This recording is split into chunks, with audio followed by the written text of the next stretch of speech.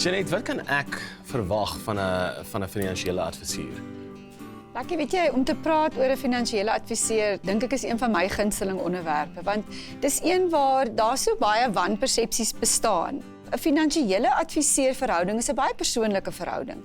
So, daar's niks meer verkeerd om een of twee adviseurs te sien, totdat jy besluit wie die een is met wie jy die pad verloop nie, want daar moet 'n persoonlike verhouding en 'n persoonlike verstandhouding tussen 'n mens wees. En dan dink ek ook wat belangrik is daar moet vertroue wees, dit moet iemand wees in wie se vermoëns jy vertroue het.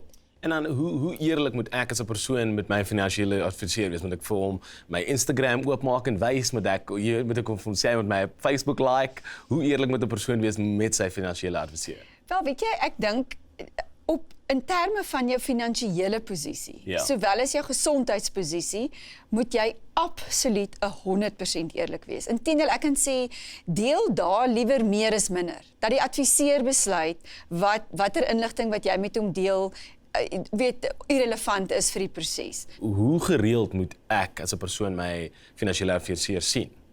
Wel, enige goeie professionele adviseur sal jou ten minste 1, selfs 2 keer 'n jaar sien, wat van hulle kant af moet kom, nie wat hulle met jou 'n afspraak moet maak. Ja. Maar dan sou ek sê, dat is enigiets in jou lewe verander. Bel hulle onmiddellik en maak seker dat 'n mens so gou as moontlik by mekaar kom, om jou plan te kan verander en weer op 'n nuwe manier na jou toekoms te kan kyk. Waar begin 'n persoon om een te kies? Is dit waar kyk jy? Is dit Facebook, op Twitter? Is dit gaan jy op die internet? Wel, daar's verskillende plekke waar mens kan kyk. Die eerstens dink ek altyd, dis baie goed om 'n verwysing te kry. Jy weet, as jy 'n vriend het wat jy vertrou, vra vir hulle wie hulle adviseer is en of hulle met hulle diens tevrede is en jy weet hoe dit vir hulle werk. Dis een plek.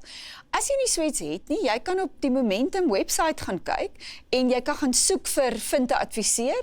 En wat ons daar het, ons het 'n lys van adviseurs met wie ons al baie lank besigheid doen, waar ons gaan kyk dat hulle gelisensieerd is met al die regte kwalifikasies, so jy kan daar vir jou iemand gaan kies. En dan derdens kan jy ook gaan kyk op die FSCA, die Financial Services Conduct Authority, op hulle webwerf.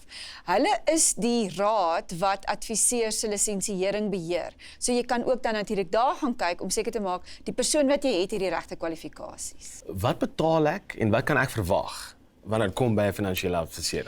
Eerstens, kan jy vir hulle vra, jy moet vir hulle vra, wat die fooie is wat hulle vir jou vra. En hierdie fooie is nie standaard nie. Met ander woorde, sekere adviseurs neem 'n koste wanneer hulle jou plan vir jou uitwerk. Anders neem geen fooi dan nie, hulle vat hulle fooie net oor tyd. Maar dis 'n belangrike gesprek om te hê. Die meeste van ons is glad nie rasioneel oor ons eie geld nie. Ons is 'n bietjie emosioneel daaroor. Dis baie moeilik om rasionele besluite te neem, veral in 'n komplekse wêreld. Ja. En die rol van jou adviseur is om daai rasionele deel in te bring. Hy is die ou wat jou op koers gaan hou oor tyd. Hy is die ou wat as jy emosioneel gaan raak, omdat jy bekommerd is oor wat mark te doen, wat jy sal sê, wag, jou plan het nie verander nie, jy weet, kom ons hou daarby. So tot 'n mate kan jy amper sê die adviseur is jou kompas, wat jy oor tyd by daai doelwitte van jou gaan uitkry, want hy hou jou op koers, maar hy weet ook wat daai doelwit is en hy gaan jou help om daarby uit te kom.